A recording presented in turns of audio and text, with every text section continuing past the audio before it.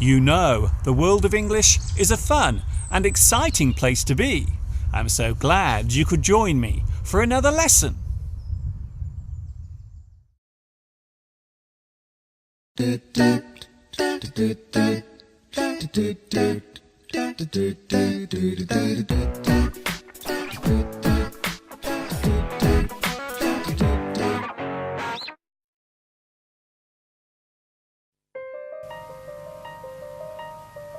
Hi everybody, this is Mr. Duncan in England. How are you today? Are you okay? I hope so. Are you happy? I hope so.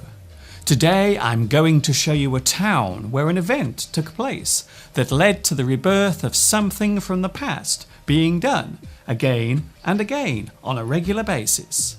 An event originally dating back to the time of the ancient Greeks, and in 2012 will occur again right here in Great Britain.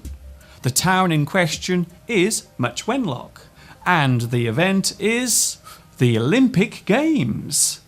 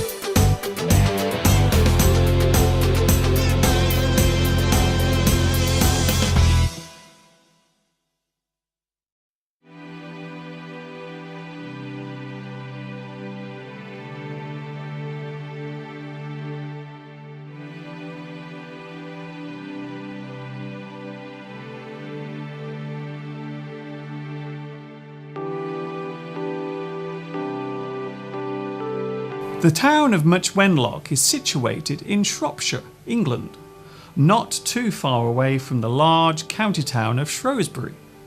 The town was originally called Wenlock, with the Much being added later so as to avoid confusion with the nearby Little Wenlock.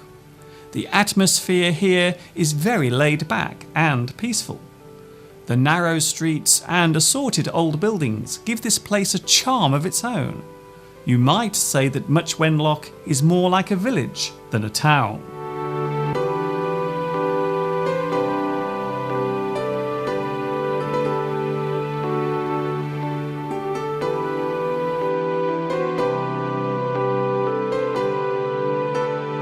The origins of the name Much Wenlock are not completely clear.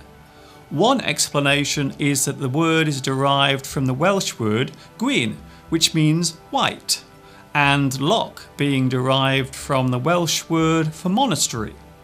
The Much part of the name is thought to have derived from the Middle English word for great.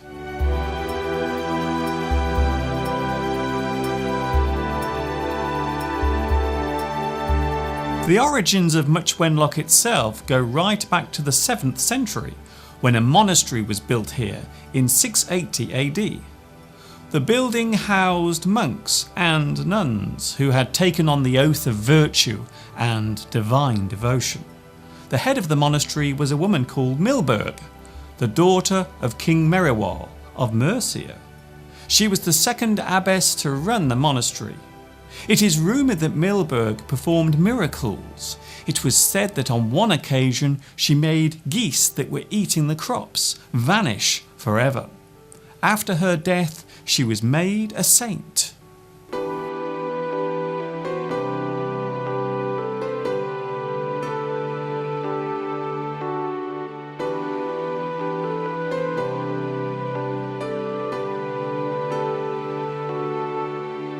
In 1040 AD, the monastery was replaced with a college for priests. Later it became a priory, a house where monks lived, which was controlled by an abbey that in this case was based in France. Just after 1100 AD, Much Wenlock became a place of pilgrimage after the bones of St Milburg were said to have been found there. Then in 1376 the priory came under the control of the English. The reign of Henry VIII saw the priory closed with the dissolution of all religious houses, which included monasteries. In 1540 the priory was stripped of all its valuables and the buildings were sold off.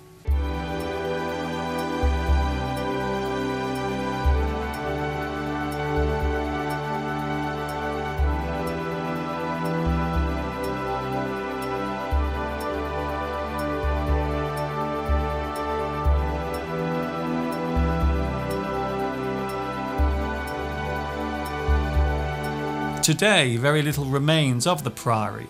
The large church has all but gone.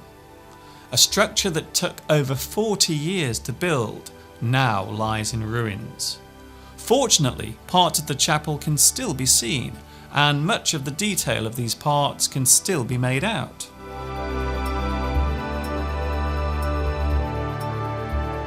At the time, this church was one of the most magnificent structures in the country.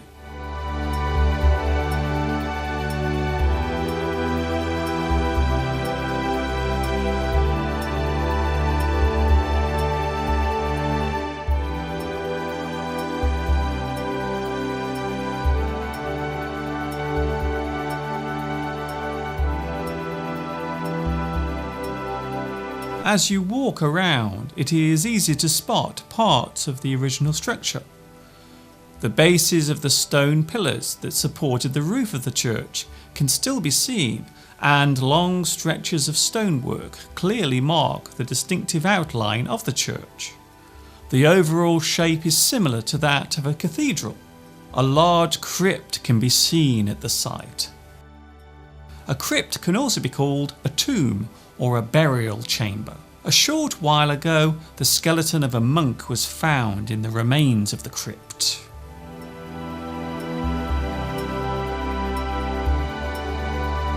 This curious shaped structure is called a lavabo. It was where the monks would bathe. Originally, this structure was inside a large octagonal or 8-sided building.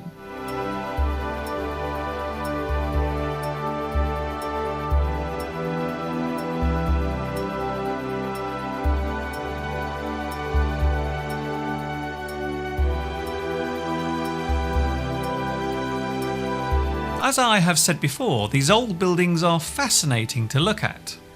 They connect us with a long since bygone age. I suppose it is lucky that past dwellers here decided not to tear this place completely to pieces.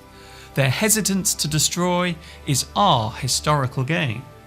These days the priory is owned by English Heritage, who have done a great job of preserving this wonderful monument. Visitors to the site can go on a virtual guided tour using headphones with commentary and an insightful guidebook.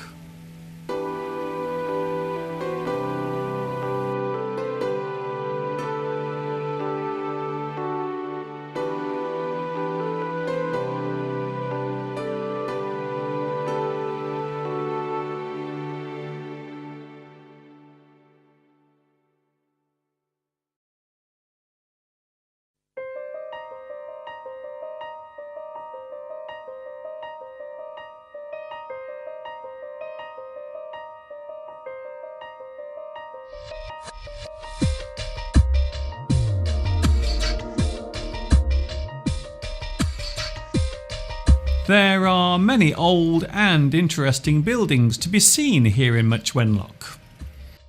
This is the Guild Hall, which in the past served as the administrative centre of the town. Here you will find the old courthouse where criminal trials were held.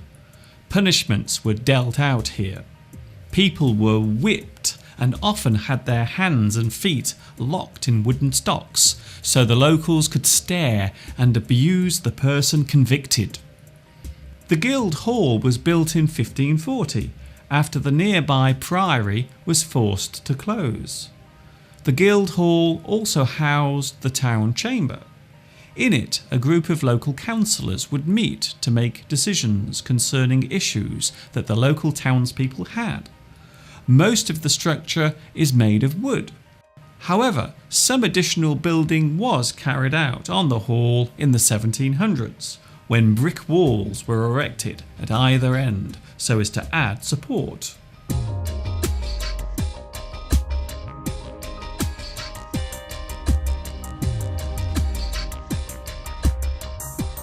The ground floor is an open area which housed the ancient local market. This area is still used as a place of trading for small stallholders, selling, for example, such things as jars of homemade pickle and chutney. Tangy.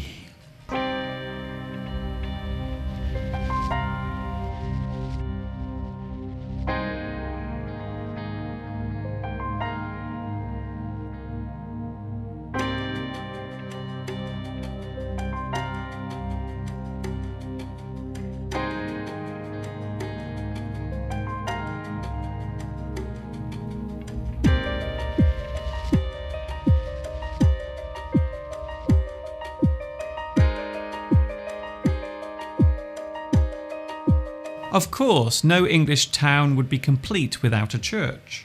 Needless to say, Much Wenlock has a wonderful example of one. Very close to the site of the old priory, Holy Trinity Church is a striking, solid-looking building that arouses an overwhelming sense of permanence. The present church was built in 1150 by the Cluniac monks of Wenlock Priory.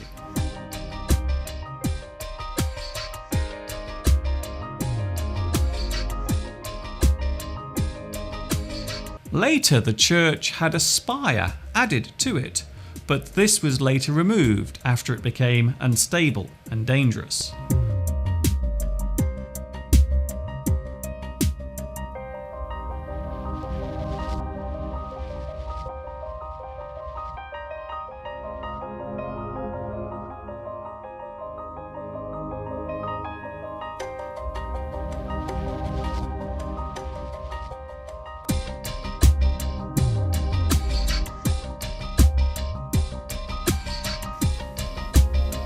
The original Olympic Games were held during the time of the ancient Greeks.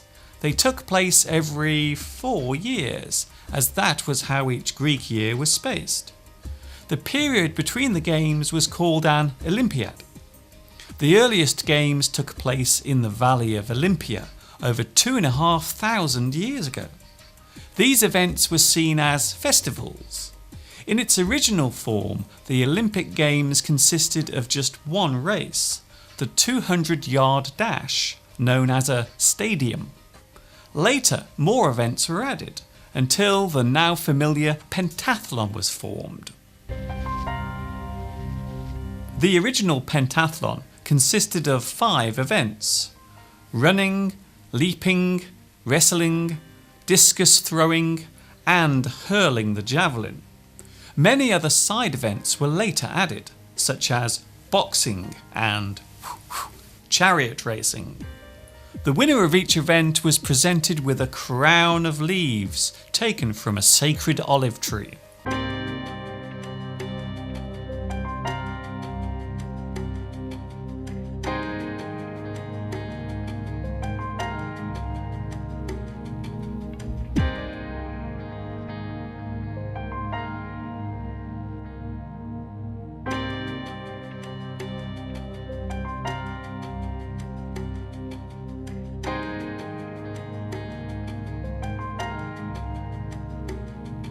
The modern Olympic movement was started in 1850 by a man named William Penny Brooks. Born here in Much Wenlock in 1809, Penny Brooks became the local justice of the peace, which is a magistrate who passes judgment on those who have committed crimes. He grew concerned with the number of people being brought before him who had broken the law. It would appear that Penny Brooks decided that a new regime of discipline had to be brought in, something to keep both the mind and the body in check. William Penny Brooks formed the Olympian Society, a group of people who would organise sporting events. The first games took place in October 1850 and have been held there ever since.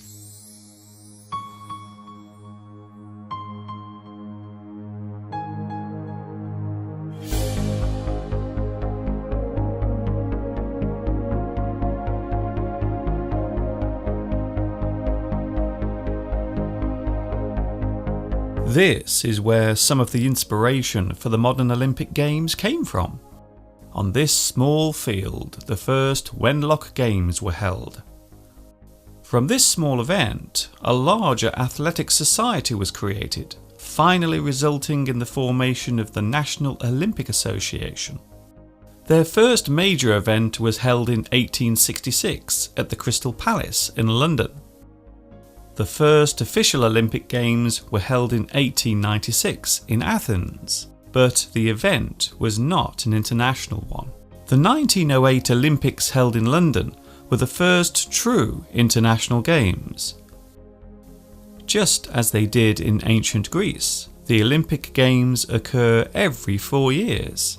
There is also the Winter Olympics, which is held 2 years after each Summer Games.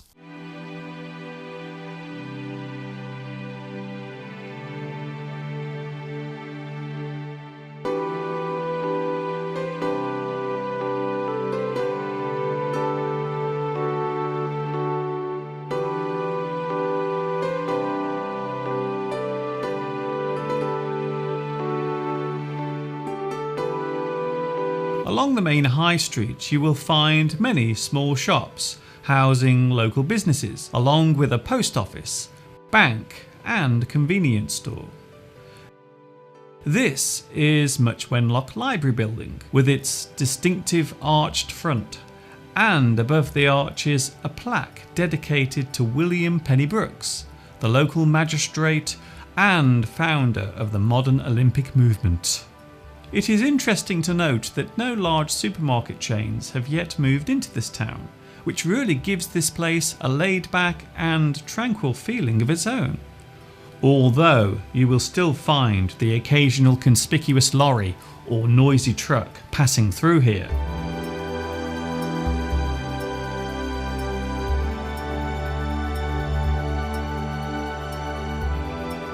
The small square marks the centre of Much Wenlock.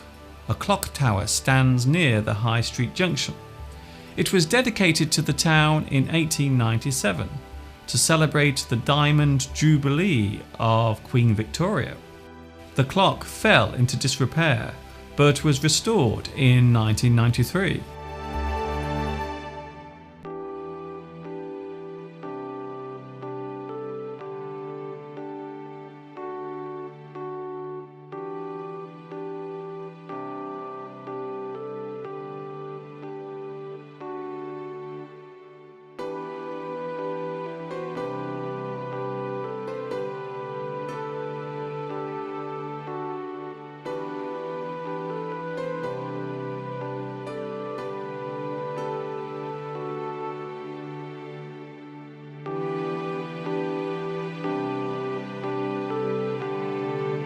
William Penny Brooks, who, with the help of others, created the spark that gave birth to the modern Olympic movement, died in 1895 and was buried here at Holy Trinity Church in his hometown of Much Wenlock.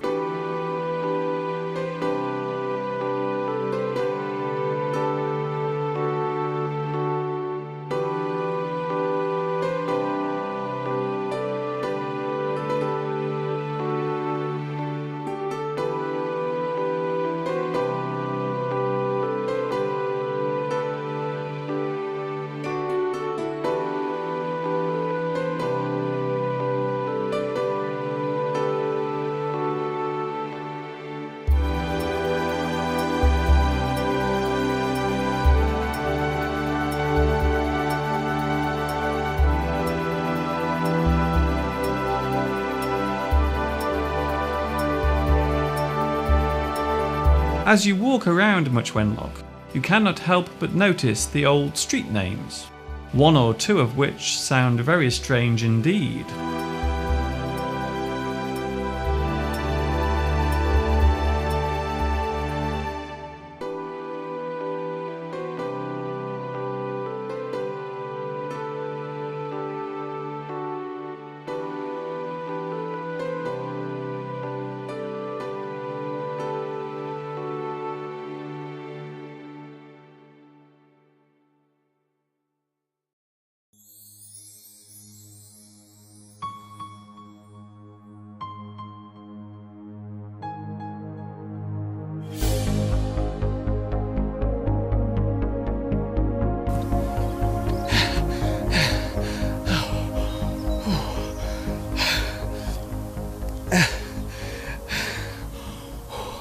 Okay, let's be honest.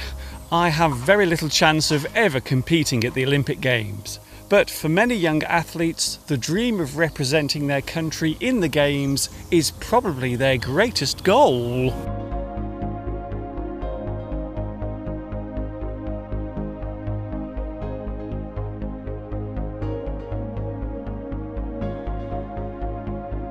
Of course, in every race or sporting trial, there is a winner. In each Olympic event, there are 3 top places. Medals are given out to those who came first, second, and third. A bronze medal is given to the one who comes third, a silver for second, and the person who comes first gets a gold medal. Look, I have a gold medal too. Sadly, this one isn't real.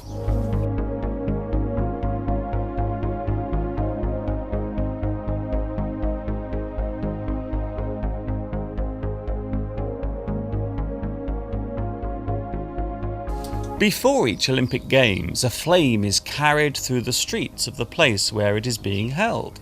In 2012, the Olympic torch went all around Great Britain. At the very start of the Games, the torch is used to light the stadium flame. A large Olympic flame stays lit right through the event. It appears I have been given the wrong torch. I asked for a flaming torch, but was given an electric one instead.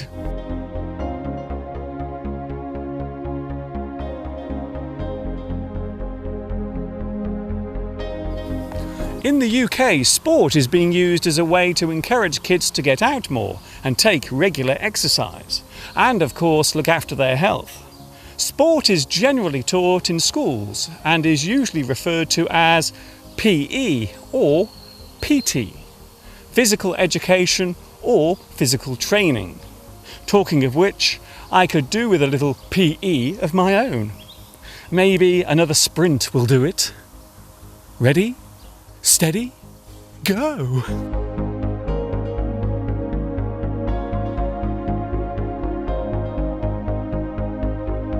The whole purpose of the Olympics is to showcase the power and agility of all those who have dedicated their lives to athletics and to the spirit of camaraderie and sportsmanship that each event instills.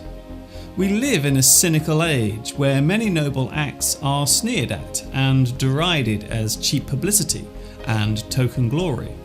But surely there has to be some good coming from this, or it would never have been revived.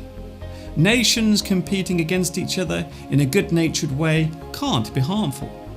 After all, the premise of all sporting events is to follow the rules while respecting your opponent. To many, this is a good example to follow, while to others, it is nothing more than a giant ego trip. What do you think?